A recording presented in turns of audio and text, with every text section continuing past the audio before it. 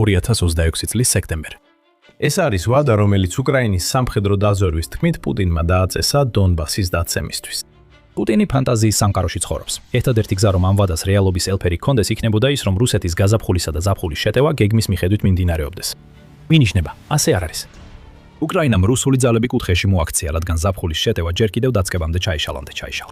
რუსეთის არმია იშლება და დანაკარგები ისტორიულია. ზაფხულის შეტევაზე გავლენა დამანგრეველია.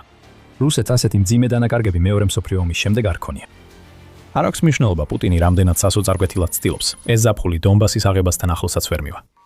აი რა უნდა მომხდარიყო ამ ზაფხულს. გაზაფხულზე რუსეთმა დიდი შეტევა წამოიწო. განსაკუთრებული ყურადღება კი დონეცკის ციხესიმაგრეების ხაზზე გაამახვილა. ამ 4 ქალაქის კონცენტრაცია, რომელიც დაახლოებით 50 კილომეტრზეა გადაჭიმული დონეცკის შორეულ კიდეზე, ბოლო ბარიერია, რაც რუსეთს დონბასის რეგიონის დაპყრობაში უშლის ხელს. ამიტომაც რუსეთის მიზანი გაზაფხულისთვის მარტივი იყო. ათასობით შეტევა დაეწყო, რათა დაესუსტებინა ციხესიმაგრეების ხაზი. ზაფხულისთვის გაფხულისთვის კი მზად ყოფილიყო, როცა ეს ხაზი დაეცემოდა და სექტემბრამდე დონბასის აღების მიზანს მიაღწევდა. პუტინის პრობლემა ისაა, რომ ამ გეგმის წარმატებისთვის რუსეთს სჭირდება არმია, რომელიც იდეალურ ფორმაშია.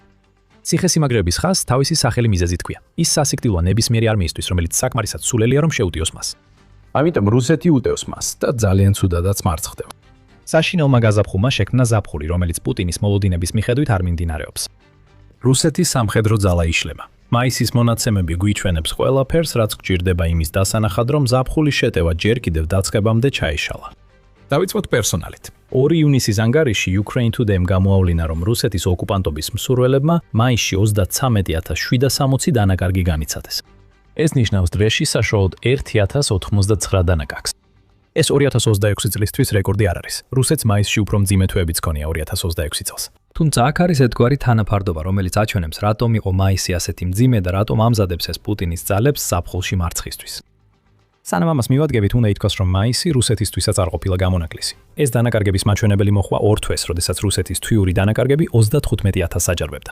United 24 მედიის მიხედვით რუსეთმა მარტში დაკარგა 35341 ჯარისკაცი, ხოლო აპრილში 35203 სამხედრო. მაისის 33760 კი ფაქტობრივად გაუმჯობესებაა პუტინის ძალებისთვის, როგორი უცნაურიც არ უნდა იყოს ამის თმა. მაინც ეს ყველაფერი ნიშნავს იმას, რომ 2026 წლის პირველ 5 თვეში რუსეთმა დაახლოებით 130000 ჯარისკაცი დაკარგა. ეს ისეთი მაჩვენებლებია, რომლებიც მეორე მსოფლიო ომის შემდეგ არ უნახავთ. მაგრამ რუსეთისთვის მდგომარეობა კიდევ უფრო მძიმდება. ცოტა ხნის წინ ჩვენ ერთ თანაფარდობაზე ვისაუბრეთ. Ukraine Today-ს აქვს საინტერესო მონაცემები, რომლებიც აჩვენებს, რამდენად მძიმე იყო მაისი რუსეთისთვის. მათი თქმით, რუსეთის ძალებმა მაისში უკრაინის დაახლოებით 88 კვადრატული კილომეტრი დაიკავეს. მაგრამ უკრაინა ასევე კონტრშეტევაზე გადავიდა. უკრაინის სამხედროებმა გაათავისუფლეს 68 კვადრატული კილომეტრი, რის შედეგადაც რუსეთს მხოლოდ 20 კვადრატული კილომეტრის წმინდა მოგება დარჩა. მოდით ეს მათემატიკურად გამოვთავოთ.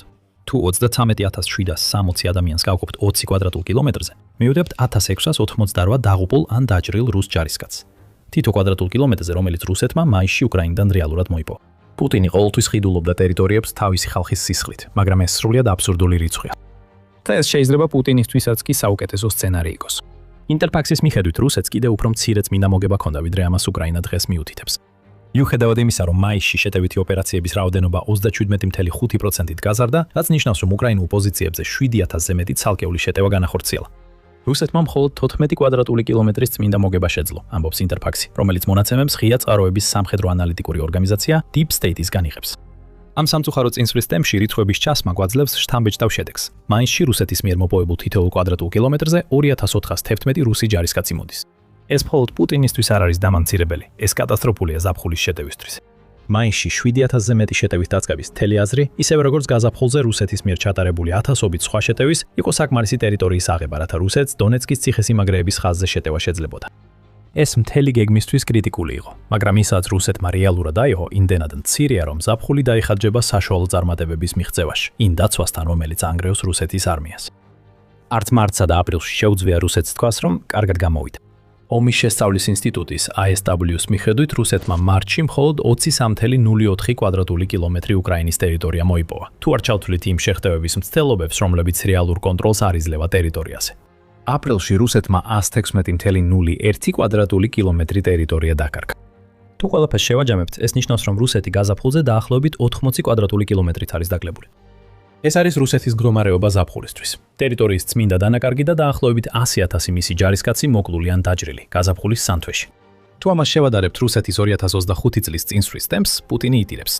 უკრაინა დღეს ამბობს, რომ რუსეთი 2025 წლის გაზაფხულზე ყოველთვიურად 400-დან 500 კვადრატულ კილომეტრამდე იძენდა, მსგავსი დანაკარგების ფასად. ეს ძლივს შთამბეჭდავია. რუსეთის წინსვლის ტემპი მაშინაც კი ძალიან ნელი იყო. ეხლა წინსვლის ტემპიც კი ვეღარ დაეკვეხნის იმით. ვითარება შეიცვალა. რუსეთი კარგავს ტერიტორიებს, მიუხედავად იმისა, რომ კვლავ ათასობით ჯარისკაცს წირავს. მხოლოდ მაისში ტერიტორიული მოპოვების თვიური მაჩვენებელი დაახლოებით 25-ჯერ შემცირდა, თუ გავითვალისწინებთ წმინდა ტერიტორიულ მოგებას. რუსეთს ასეთი მსხვერპლი მეორე მსოფლიო ომის შემდეგ არ ჰქონია და მაშინ საბოლოოდ გამარჯვებულ მხარეს აღმოჩნდა. პირდაპირ ვთქვათ, გაზაფხულზე რაც მოხდა, პუტინისთვის არ უნდა ყოფილიყო სიურპრიზი. უკვე იანვარში სტრატეგიული და საერთაშორისო კვლევების ცენტრი, ანუ CSIS, აღნიშნავდა, რომ რუსეთის არმიას მეორე მსოფლიო ომის შემდეგ ყველა დიდ სახელმწიფოზე მეტი დანაკარგი ჰქონდა. იმ დროს რუსეთის ომში საერთო დანაკარგი დაახლოებით 1,2 მილიონს შეადგენდა. ეხლა ეს მაჩვენებელი უკრაინის ფინანსთა სამინისტროს მონაცემებით 1,370,000-ს უახლოვდება. CSIS-მა იანვარში განაცხადა, რომ რუსეთს აქვს ყველაზე მაღალი დანაკარგი ყველა დიდ სახელმწიფოს შორის მეორე მსოფლიო ომის შემდეგ ნებისმიერ ომში, ხოლო მისი სამხედრო ძალა ცუდად მოქმედებს, ისტორიულად ნელი წინსვლით და ბოლო 2 წლის განმავლობაში მცირედად მოპოვებული ახალი ტერიტორიებით. როგორღაც მას შემდეგ პუტინის ხელქვეითები კიდევ უფრო გაუარესდნენ. ასე რომ ცოცხალი ძალისა და ტერიტორიის მხრივ რუსეთი უკვე ძალიან ცუდად იწყებს ზაფხულის შეტევას. რუსეთს სჭირდებოდა ტერიტორია, რომელიც გამოიყენებოდა როგორც პლაცდარმი დონეცკის ციხესიმაგრეების ხაზზე შეტევისთვის. მას ეს ტერიტორია არ აქვს. რუსეთს ასევე სჭირდებოდა ჯარისკაცები, რომ გაეგრძელებინა ხორცსაკეპის სტრატეგია, რომელიც პუტინს ასე ძალიან უყვარს. სამ თვეში 100,000-ზე მეტი დაკარგული ნიშნავს, რომ რუსეთს არც ის ჯარისკაცები ყავს, რაც სჭირდება. რა თქმა უნდა, მას ჯერ კიდევ ბევრი ჯარისკაცი ყავს, მაგრამ რეალურად მხოლოდ ის ხდება, რომ ცუდად მომზადებულ რეზერვისტებს აგზავნის უკრაინის უზარმაზარ სასიკვდილო ზონებში, სადაც ისინი იღუპებიან. რაც პროგრესის მიღწევის გზა არ არის. მაგრამ აი აქ იწყება ყველაზე საინტერესო. თუ რუსეთი აპირებს ზაფხულში უკრაინის წინააღმდეგ რაიმე სერიოზული სტრატეგიული წარმატების მიღწევას, მას უნდა მოიყვანოს ჯავშან ტექნიკა ბრძოლის ველზე. მექანიზებულმა შეტევებმა უნდა დაუჭიროს მხარი იმ ცოცხალ ძალას, რომელსაც პუტინი აგზავნის შეტევაზე, რაც ნიშნავს, რომ რუსეთმა უნდა დაიცვას თავისი ტანკები, რათა ისინი გამოიყენოს უკრაინული თავდაცვების გასანადგურებლად. ზედაპირზე ჩანს, რომ რუსეთი ამას აკეთებს, მაგრამ ყველაფერი ისე არ არის, როგორც ჩანს. უკრაინა Today-ის მონაცემებით რუსეთმა მაისის განმავლობაში დაკარგა 63 ძირითადი საბრძოლო ტანკი. ეს რუსეთისთვის რეკორდულად დაბალი მაჩვენებელია, რაც შეიძლება პუტინს ღიმილის მიზეზს აძლევდეს. თუ ყურადღებას არ აქცევთ იმას, რაც რეალურად ხდება უკრაინაში, ეს დაბალი დანაკარგები შეიძლება ისეთი შთაბეჭდილება დატოვოს, თითქოს რუსეთმა თავისი მექანიზებული სტრატეგია ისე შეცვალა, რომ ბოლოს და ბოლოს ახერხებს ტანკების დაცვას უკრაინის დრონებისა და ტანკსაწინააღმდეგო იარაღისგან. ეს ასე არ არის. ხოლმე 63 ტანკის დაკარგვა ის კარგი ამბავი არ არის, როგორც ჩანს. რადგან ეს რეალურად გვიჩვენებს, რომ რუსეთი უბრალოდ არ იყენებს თავის ტანკებს შეტევებში. ამაზე მინიშნებას ვიღებთ იმ ტერიტორიული მონაცემებიდან, რომლებიც ადრე გაგიზიარეთ. თუ ტანკები გამოიყენებოდა, ეს მაჩვენებლები ბევრად უფრო მაღალი იქნებოდა. ის ფაქტი, რომ რუსეთი აქტიურად გააგავს ტერიტორიებს, ნიშნავს, რომ მას არ უპოვია რაიმე ახალი გენიალური ტანკის სტრატეგია. ის უბრალოდ აღარ იყენებს ტანკებს ისე, როგორც ადრე იყენებდა და ეს უკრაინის დამსახურება, რომელმაც შეძლო რუსეთის ტექნიკის განადგურება. ეს არ ნიშნავს, რომ რუსეთს ტანკები მთლიანად ამოეწურა. კი, ომის დაწყებიდან რუსეთმა თითქმის 12,000 ტანკი დაკარგა, როგორც უკრაინის ფინანსთა სამინისტრო აცხადებს. გარდა ამისა, ბევრს საუბრობენ იმაზე, რომ რუსეთი აქტიურად იყენებს საბჭოთა პერიოდის მარაგებს, რათა ტექნიკა ბრძოლის ველზე შეინარჩუნოს და ეს მარაგები უკვე იწურება. თუმცა რუსეთი კვლავ იღებს ტანკებს. 9 მაისის ანგარიში ევრომაიდან პრესმა გაამჟღავნა, რომ T-90M ტანკების მიწოდება, რომელსაც ვლადიმირ პუტინი მსოფლიოში საუკეთესო საბრძოლო ტანკს უწოდებს, კვლავ გრძელდება.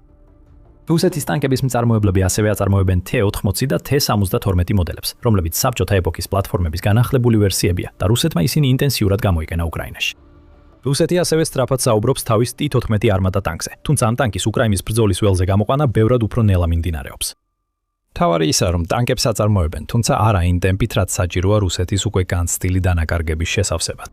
მაშ რა ხდება? რატო გამოჰყავს რუსეთს ბრძოლის ველზე ნაკლები ტანკი, ვიდრე ომის სხვა ნებისმიერ ეტაპზე? პასუხი ერთ სიტყვაში შეიძლება ჩამოყალიბდეს. შიში. რუსეთს ტანკები აქვს, მაგრამ მათი გამოყენების ძალიან ეშინია. ამას ვხედავთ T-14-ის ისტორიაში. 2025 წლის ივლისის სტატიაში ჟურნალმა Defense-მა აღნიშნა, რომ T-14 ჯერ კიდევ არ გამოჩენილა ომში. სტატია მიუთითებს, რომ რუსი ოფიციალური პირები განზრახ აჩერებენ ტანკის გამოყენებას, რადგან მათ ნახეს რა უქნა უკრაინა მის ტერიტორიაზე გაგზავნილ ტექნიკას და ეშინიათ, რომ T-14-ის რეალური შესაძლებლობები გამოაშკარავდეს. ამჟამად რუსეთს შეუძლია ილაპარაკოს იმაზე, რომ T-14 ერთ-ერთი საუკეთესო ტანკია მსოფლიოში და ამ საუბრებით შეძლოს მისი გაყიდვა მყიდველებზე. თუ T-14-ს აქვს ნაკლოვანებები, რუსეთს სურს მათი დამალა. უკრაინა ამ ნაკლოვანებებს გამოავრენდა. ამიტომ T-14, რომელიც რუსეთმა ჯერ კიდევ 2015 წლის გამარჯვების დღის არლუმზე წარადგინა, არსად ჩანს. არავინ იცის შეძლებს თუ არა ეს ტანკი მოლოდინების გამართლებას და რუსეთს არ სურს უკრაინამ მსოფლიოს პასუხები გასცეს. მსგავს სიტუაციას ხედავთ T-90-თანაც. ეს თითქოს და მსოფლიოს საუკეთესო ტანკი უკრაინაში მაინც გამოჩნდა ბრძოლაში, მაგრამ ის არ გამხდარა ისეთი გარდამტეხი ფაქტორი, როგორც ამას რუსეთი ამტკიცებს. გამოვლინდა ნაკლოვანებები. მაგალითად, T-90-ის საბრძოლო მასალა ინახება კარუსელში, რომელიც ტანკის ეკიპაჟის განყოფილებაშია მოთავსებული. ერთი დარტყმა ამ კარუსელზე მთლიანად აალებს მას, ეკიპაჟს სასიკვდილო ცეცხლში ახვევს. არსებობს დაფიქსირებული შემთხვევები, როდესაც T-90-ის კოშკურა დარტყმის შემდეგ უკონტროლოდ ტრიალებს, რაც ტანკის პროგრამულ უზრუნველყოფაში არსებულ კატასტროფულ ხარვეს უსვამს ხაზს და იწვევს იმას, რომ T-90 შეტევის გადატანის შემთხვევაშიც კი გამოუსადეგარი ხდება. და ეს კიდევ ერთი საკითხია. T-90-ები ვერ გადასჭებია. ისინი უკრაინაში შედიან და ნადგურდებიან, ზუსტად ისე როგორც ძველი საბჭოთა მოდელები, რომლებზეც რუსეთი ომის დიდი ნაწილის განმავლობაში იყო დამოკიდებული. ეს ყველაფერი იწვევს იმას, რომ რუსეთი ნაკლებად ახორციელებს მექანიზებულ შეტევებს. მაშინაც კი როცა ცდილობენ, პუტინის ხელქვეითები ხშირად უარს ამბობენ. ესეთი იყო სიტუაცია ხარკოვში აპრილში, როდესაც გუარ მედიამ გაავრცელა ინფორმაცია, რომ რუსი სამხედროები პირდაპირ უარს ამბობდნენ ტანკებითა და ჯავშან მანქანებით შეტევაზე, რადგან ეშინოდათ უკრაინის დრონების. პატარა ჯგუფებით შეღწევა არის სასურველი სტრატეგია, რადგან ასეთი ჯგუფები უფრო რთულად სამიზნეა დრონებისთვის, ვიდრე ბრძოლის ველზე მოძრავი დიდი ლითონის მასები. ამიტომ ის ფაქტი, რომ რეკორდულად დაბალი რაოდენობის, მხოლოდ 63 ტანკი განადგურდა, რეალურად გვიჩვენებს, რომ უკრაინამ გაანეიტრალა ის, რაც ოდესღაც რუსეთის ერთ-ერთ მთავარ საბრძოლო უპირატესობას წარმოადგენდა. და თუ ომის ხარჯების თვალსაზრისით შევხედოთ, ეს ლოგიკურია.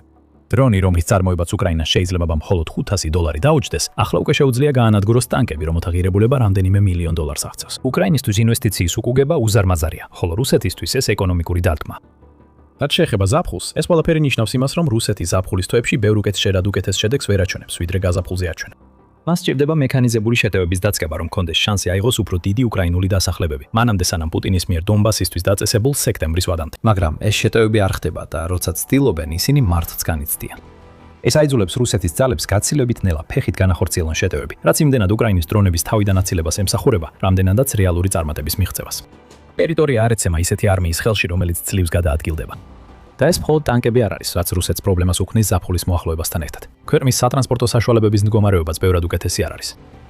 ეხლა მაისში არაფერი განსაკუთრებული არ მომხდარა, რაც რუსეთის ჯავშან ტექნიკის დანაკარგებს შეეხება. გამოცემა Ukraine Today უწება, რომ რუსეთმა დაკარგა ამ ტიპის 173 ერთეული ტექნიკა, რაც შეესაბამება იმ რაოდენობას, რამდენსაც რუსეთი თვეში კარგავდა 2025 წლის ზაფხულში. თუ გაინტერესებთ, რატო არ მოხსნა უკრაინამ რეკორდი ამ მიმართულებით, იგივე პრობლემები, რაც რუსეთს ტანკების გამოყენებაში აქვს, ვრცელდება მის ჯავშან ტექნიკაზეც. რუსეთი ჯავშან ტექნიკას ფრონტზე მხოლოდ მაშინ იყენებს, როცა ეს აბსოლუტურად აუცილებელია. უკრაინის დრონები ყველგან არიან და მათთვის ამ დიდი ლითონის სამიზნეებზე დამიზნება ისეთვე მარტივია, როგორც ტანკებზე შეტევა. თუმცა ჯავშან ტექნიკა არ არის მთავარი ნაწილი ამ ამბავში, როცა საქმე რუსული ზაფხულის შეტევის ჩავარდნას ეხება, რომელიც ჯერ კიდევ დაწყებამდე დასრულდა. ნამდვილი ამბავი ფრონტის ხაზის მიღმაა, სადაც რუსეთი სხვა ტექნიკას იყენებს და ეს მანქანები ყოველდღიურად ნადგურდება. უკრაინის სტრატეგიის ეს ასპექტი ნამდვილად თამაშის წესებს ცვლის ზაფხულის კამპანიისთვის. მაგრამ სანამ ახსნით რატო, თქვენ უყურებთ The Military Shows. თუ არხიდან ინფორმაციას იღებთ, დააჭირეთ გამოწერის ღილაკს, რომ არ გამოგჩეთ ჩვენი შემდეგი მასალები. ასე რომ ჯავშან ტექნიკა ზაფხულში დიდ როლს არ ითამაშებს. უკრაინა მათ მაშინ ურტყამს, როცა პოულობს, მაგრამ დღესდღეობით ისინი ფრონტზე თითქმის ისეთივე იშვიათად ჩნდებიან, როგორც ტანკები. თუმცა ფრონტის ხაზიდან ათეულობით კილომეტრის უკან რუსეთი სხვა მრავალი ტიპის ტექნიკას იყენებს. სატვირთოები, სატრანსპორტო აღჭურვილობა და საწვავი, რომლებიც საბოლოოდ ფრონტამდე აღწევს. ჩვეულებრივი ავტომობილები გამოიყენება რუსი ჯარისკაცების გადასაყვანად ხაზის უკან მდებარე წერტილებს შორის. რუსეთს აქვს მასშტაბური ლოგისტიკური ოპერაცია ახლო ზურგში და ეს აუცილებელია ყველაფრისთვის, რასაც პუტინი სურს, რომ მისმა მარიონეტებმა ზაფხულში მიაღწია. შეიძლება მიხვდეთ საით მივდივართ ამით. მაისი რეკორდული თვე იყო უკრაინისთვის, როდესაც საქმე ეხება იმ მანქანების განადგურებას, რომლებიც რუსეთის ლოგისტიკური ქსელის საყრდენს წარმოადგენენ. 31 მაისს უკრაინამ განსაკუთრებული რამ გააკეთა. ეს განსაკუთრებული რამ დამალული იყო ყოველდღიურ მონაცემებში, რომლებიც მეძახმა გაავრცელა, მაგრამ ეს ძალიან მნიშვნელოვანი რუსეთის ლოგისტიკისთვის. 31 მაისს უკრაინამ ფრონტის ხაზის მიღმა რუსეთის 524 საავტომობილო მანქანა და საწვავის ცისტერნა გაანადგურა. ეს იყო ახალი დღიური რეკორდი და ამას წინ უძღოდა ის, რომ უკრაინამ 2 დღით ადრე უკვე მოხსნა რეკორდი ამ კონკრეტული ტიპის სამიზნის განადგურებაში. 29 მაისს უკრაინამ რუსეთის 483 მანქანა გაანადგურა. მაისის ბოლოსთვის 31 მაისის მონაცემების გათვალისწინებით რუსეთის დანაკარგებმა მანქანებსა და საწვავის ცისტერნებში 8000 გადააჯარბა. რატო არის ეს მნიშვნელოვანი იმ კონტექსტში, რომ რუსეთი ზაფხულში ვერ მიაღწევს თავის მიზნებს? ორი სიტყვა: ლოგისტიკური ბლოკადა. ეს არის არაოფიციალური სახელწოდება პროგრამისა, რომელიც უკრაინამ შექმნა იმისთვის, რომ ფრონტის ხაზის უკან რუსული ლოგისტიკა გაანადგუროს. ათასობით მანქანისა და ცისტერნის განადგურება ყოველთვიურად ამ პროგრამის მთავარი ნაწილია. ლოგიკა მარტივია. რუსეთი იყენებს მანქანებსა და ცისტერნებს, რათა ტექნიკა და საწვავი მიაწოდოს ჯარისკაცებს ფრონტის ხაზზე და მის გარშემო. როდესაც ეს მანქანები განადგურებულია, ნაკლები მარაგი აღწევს ჯარისკაცებამდე, რომლებიც დონეცკის ციხესიმაგრეების სარტყელსა და უკრაინის სხვა რეგიონებში უტევენ, სადაც პუტინს სურს, რომ მისმა ძალებმა წინ წაიწია. შედეგად ვირებთ იმ დანაკარგებსა და სასაცილოდ მცირე ტერიტორიულ მოგებებს, რომლებზეც ვისაუბრეთ. ეს მხოლოდ უკრაინის საშიში თავდაცვა არ არის, რაც რუსეთს აიძულებს. მეორე მსოფლიო ომის შემდეგ ყველა დიდ სამხედრო ძალაზე უარესად იმოქმედოს.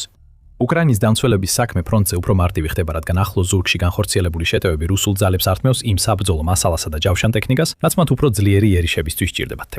უკრაინა თანხებს მიმართავს იმ სამხედრო დანაყოფებში, რომლებიც ამ სტრატეგიას ახორციელებენ. უკრაინის თავდაცვის სამინისტროს ინფორმაციით დაახლოებით 113 მილიონი დოლარი გამოყოფილია ლოგისტიკური ბლოკადის პროგრამისთვის, რომლის პირველი ნაწილი უკვე გადაეცა იმ დანაყოფებს, რომლებმაც ფრონტის უკან რუსული ლოგისტიკის განადგურების სტანდარტი დააწესეს. რუსეთის ამდენი ლოგისტიკური მანქანის განადგურება მხოლოდ მცირე ნაწილია გაცილებით დიდი პროგრამისა, რომელიც ზაფხულის შეტევის პარალიზებას ისახავს მიზნად.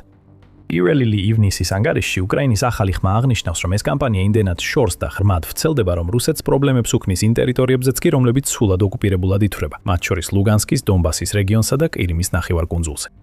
უკრაინის მესამე არმიის კორპუსმა კი განაცხადა, რომ ახლა ლუგანსკის საუკრაინას ეკუთვნის, მაშინ როცა რუსეთი ამტკიცებს, რომ ამ რეგიონს სულად აკონტროლებს. ლუგანსკში განხორციელებული თავდასხმების სერიაში უკრაინის დრონებმა მთელი რეგიონი გადალახეს და იმდენად შორს შეიჭრნენ, რომ შეძლეს რუსეთის შიგნით ფრონტის ხაზიდან 205 კილომეტრში მდებარე ობიექტებზე დარტყმების განხორციელება. რუსეთის საჰაერო თავდაცვამ ვერ შეძლო ამ თავდასხმების შეჩერება. მოგვიანებით აგიხსნით რატო. ყველაზე მნიშვნელოვანი აქ არის ის გავლენა, რომელსაც უკრაინის მიერ რუსეთის ლოგისტიკური მანქანების მუდმივი განადგურება ახდენს ზაფხულის შეტევაზე. მარტივად რომ ვთქვათ, ეს დარტყმები დამანგრეველია. ლოგისტიკური კვანძები მთელ ოკუპირებულ ტერიტორიებზე იბლოკება. თუნდაც რუსეთმა ალტერნატიული მარშრუტები იპოვოს, მას მაინც უწევს მომარაგებისა და ჯარის წინა ხაზზე გადაყვანის გადადება. უკრაინაში რუსეთისთვის აღარ არსებობს რეალური უსაფრთხო ზონა. უკრაინის დრონებს შეუძლიათ ნებისმიერი ობიექტის დაზიანება, ხოლო რეკორდული რაოდენობის განადგურებული ტექნიკა რუსეთისთვის სიგნალია, რომ ზაფხული მის ძალებს ფრონტზე კარგად არ გადარწავათ. შემდეგ გადავდივართ არტილერიაზე. რუსეთს არტილერია სჭირდება, რათა დაბომბოს უკრაინის მიერ მოწყობილი თავდაცვითი პოზიციები. ეს საკმაოდ სტანდარტული სახმელეთო სტრატეგია. კრეითებს მხარს უჭერს არტილერია, რომელიც საცეცხლე მხარდაჭერას უზრუნველყოფს და საკმარისად ასუსტებს უკრაინის თავდაცვას, რათა ადგილზე მყოფმა ჯარისკაცებმა შეძლონ გარღვევის განხორციელება. რუსეთის სტრატეგიაში აქ არაფერია რევოლუციური და ეს მიდგომა მუშაობს მანამ, სანამ საკმარისი არტილერია გაქვს. ალბათ უკვე ხვდებით, რა საკითხზეც ვაპირებთ საუბარს. უკრაინა today ამბობს, რომ რუსეთმა მაისში 1993 ერთეული არტილერია დაკარგა, რაც კიდევ ერთი რეკორდულად მაღალი მაჩვენებელია. და მიზეზი, რის გამოც ეს დანაკარგები ასეთი მასშტაბური იყო, სწორედ ის სტრატეგია, რომელიც ახლახან გამიხილეთ. რუსეთს არტილერია სჭირდება, რათა საცეცხლე მხარდაჭერა გაუწიოს თავის ჯარს ადგილზე. პრობლემა, რომელსაც რუსეთი აწვდება, ისაა, რომ მან თავისი თანამედროვე არტილერიის უმეტესობა უკვე ამოწურა. როგორც უკრაინა today ამბობს, რაც რუსეთს დადარჩა არის ძველი საბჭოთა პერიოდის არტილერიის მთელი სპექტრი, რომლის დიდი ნაწილი ბუქსირებადია, ხოლო ნაწილი ფაქტობრივად თვითნაკეთი იარაღია, რომელსაც რუსეთი ადგილზე აწყობს. ამ ტიპის იარაღებს არა მხოლოდ აქვთ სროლის უფრო მცირე მანძილი ვიდრე მათ თანამედროვე ანალოგებს, რაც ნიშნავს, რომ მათი ფრონტთან უფრო ახლოს მიყვანა საჭირო რაიმე ეფექტისთვის, არამედ ისინი სრულიად მოკლებულნი არიან მობილურობასაც. უკრაინის დრონები უკვე იმდენად დიდ პრობლემას ქმნიან რუსეთის ტანკებისა და ტექნიკის როსთვის, რომ ისინი ფრონტიდან უკან გაჰყავთ. წარმოიდგინეთ, რამდენ ზიანს მიაყენებენ ისინი უძრავს არტილერიო დანაყოფებს. წარმოსახვა არ გჭირდებათ, რადგან ციფრები თავად ლაპარაკობენ. აქ რასაც ვხედავთ, ეს არის ბოლო ლურსმანი იმ საარტილერიო უპირატესობის კუბოში, რომელიც რუსეთს ომის დიდი ნაწილის განმავლობაში ჰქონდა და რომელიც პუტინს სასიცოცხლოდ სჭირდებოდა ზაფხულის შეტევისთვის. პირველი ნიშნები იმისა, რომ უკრაინა არტილერიის მიმართულებით ვითარებას ცვლიდა, 2025 წლის მაისში გამოჩნდა. იმ თვეში გაზეთმა Pravda მივარაუდა, რომ რუსეთს არტილერიის მარაგი ეწურებოდა, რომელსაც ფრონტზე გაგზავნიდა. იგივე პრობლემა, რომელმაც ქვეყნის ტანკების სტრატეგიაზეც იმოქმედა, აქაც მოქმედებდა. რუსეთი ამოწურავდა საბჭოთა ეპოქის შეზღუდულ მარაგებს, რომლებიც უკრაინაში ნადგურდებოდა. Pravda-ს თქმით, რუსეთის ახალი საარტილერიო სისტემებისა და ლულების წარმოება ვერ ასწრებდა ფრონტზე დანაკარგების მოთხოვნებს. დამაშლაც უკვე დავიწყეთ იმის დანახვა, რომ რუსეთის საარტილერიო უპირატესობა ამ მიზეზით იკლებდა. წინა წლის თებერვალში უკრაინის შეიარაღებული ძალების მთავარსარდალმა ალექსანდრე სივსკიმ განაცხადა, რომ რუსეთის საარტილერიო უპირატესობა უკვე შემცირდა. ადრე 10 ერთეული უპირისპირდებოდა უკრაინის თითოეულ ერთეულს, ხოლო ფრონტის ზოგიერთ მონაკვეთზე ეს თანაფარდობა 2 ერთეულზე ერთამდე დაეცა. მთავარი მიზეზი უკრაინის დრონები იყო და მას შემდეგ ეს დრონები ანადგურებენ რუსეთის საარტილერიო დანადგარებს. საარტილერიო დანადგარები კვლავ მნიშვნელოვან როლს ასრულებენ თანამედროვე ბრძოლის ველზე, მაგრამ ათასობით მფრენი დრონის პირობებში საარტილერიოსთვის ბევრად რთულია ისროლოს ისე, რომ თავისი მდებარეობა არ გაამჟავნოს. და როგორც კი დრონის ოპერატორი გაიგებს, სად მდებარეობს რუსეთის საარტილერიო დანაყოფი, გამარჯვებული მხოლოდ ერთი იქნება. სწრაფად მომძრავი და ჰაერში მყოფი დრონი ყოველთვის დაამარცხებს ძველ საბჭოთა საარტილერიო სისტემას. საარტილერიო ყოველთვის მარცხდება. ამ დეფიციტების ერთობლიობამ, რომლებიც 2025 წელს დაიწყო და რუსეთის უუნარობამ წინააღმდეგობა გაუწიოს უკრაინის დრონებს, მაისში რუსეთის საარტილერიო დანადგარების რეკორდული დანაკარგები კიდევ უფრო დამანგრეველი გახადა.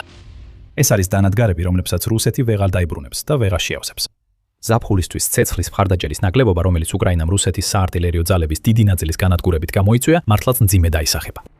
ეს უკვე ვნახეთ რუსეთის მასიური დანაკარგებითა და უმცირესი მიღწევებით გაზაფხულზე. ამაში არაფერი გაუმჯობესდება რუსეთისთვის, რაც უფრო გაგრძელდება ზაფხული. კარგი, შეიძლება პუტინმა იფიქროს, არტილერია იქ არის, იქ არ არის, სადაც მე მჭირდება, მაგრამ რუსეთს ჯერ კიდევ აქვს ზალპური ცეცხლის რეაქტიული სისტემები, რომლითაც შეგვიძლია ცეცხლის მხარდაჭერა და უკრაინის უკანა ხაზებზე დარტყმა. მაგრამ ნამდვილად ასეა. მრავალჯერადი გამშვების არაკეტო სისტემების დანაკარგები მაისში ისეთივე მაღალი იყო, როგორც უკრაინის 2023 წლის ზაფხულის კონტრშეტევის შემდეგ, რაც მიუთითებს, რომ რუსეთი Ukraine Today-ის მიხედვით რუსეთმა მაისში 63 მრავალჯერადი გამშვების არაკეტო სისტემა დაკარგა.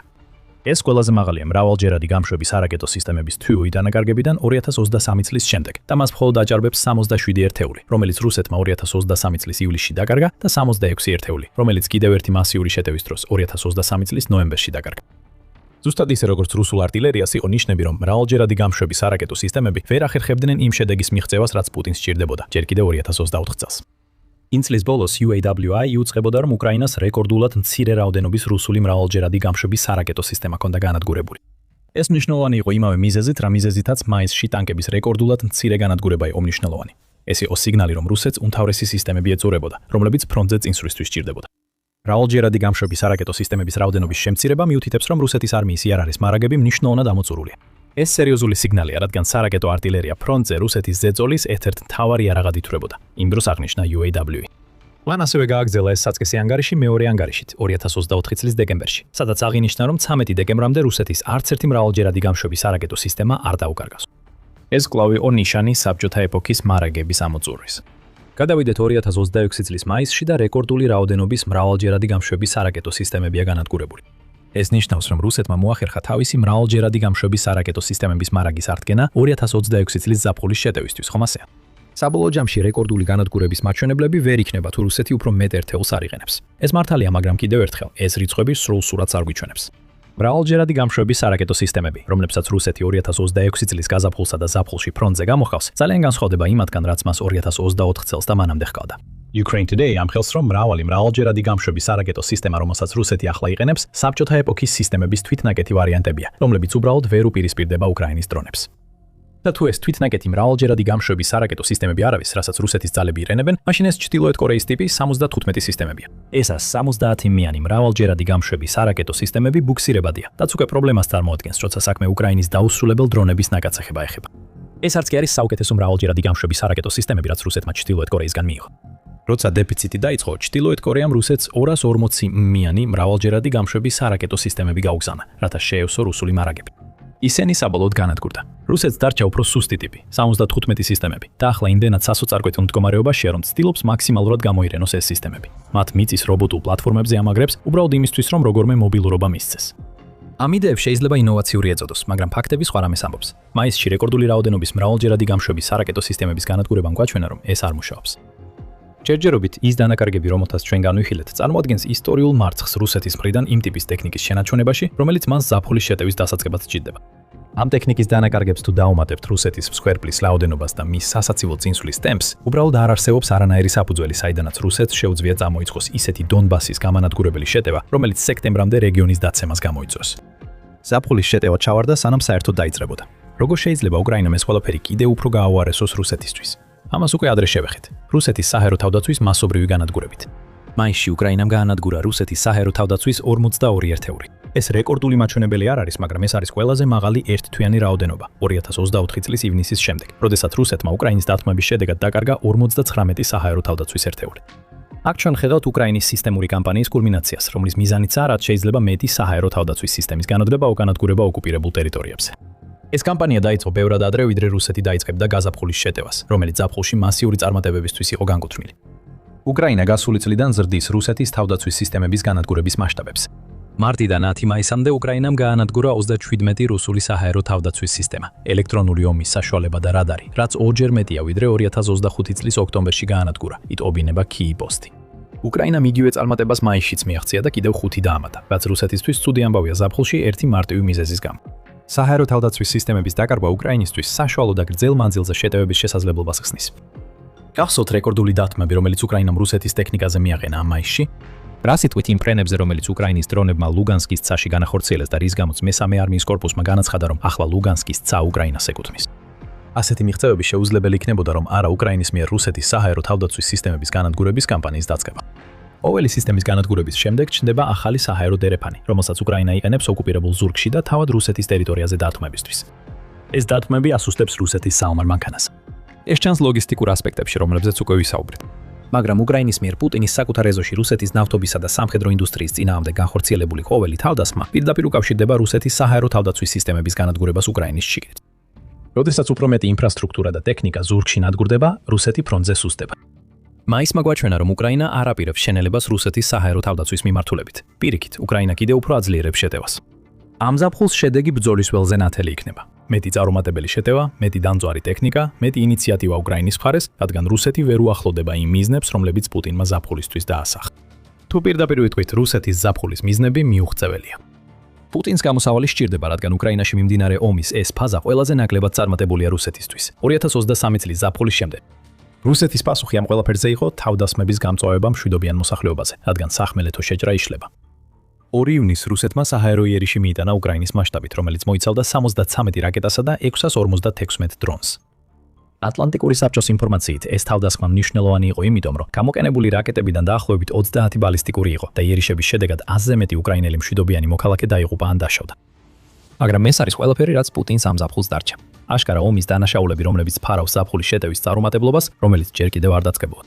და ესეც კი არა ისეთი, რომ რუსეთის სტრატეგია, რომელიც უკრაინის მშვიდობიან მოსახლეობაზე თავდასხმას გულისხმობს, წარმატებას მოიტანს. როდესაც პუტინი უყურებს, როგორ ინგრევა მისი არმია მეორე მსოფლიო ომის დონის დანაკარგებით, უკრაინა მაჩვენა, რომ შორ მანძილზე ბრძოლაში ის არანაკლებ ძლიერად პასუხობს. 2 ივნისის დარტყმამდე რამდენიმე დღით ადრე რუსეთმა კიდევ ერთი საჰაერო იერიში განახორციელა, რომელშიც ჰიპერბგერითი ორეშნიგიც გამოიტანეს. უკრაინის პასუხი სწრაფი, ზუსტი და გამანადგურებელი იყო. გაიგეთ ყველაფერი ამის შესახებ ჩვენი ვიდეოს ყურებით და არ დაგავიწყდეთ გამოიწეროთ The Military Show, რადგან ჩვენ ვადევნებთ თვალს რუსეთის ზაფხულის შეტევას და იმ მრავალ მარცხს, რომელიც პუტინს მომდევნო თვეებში ელის. მადლობა ყურებისთვის.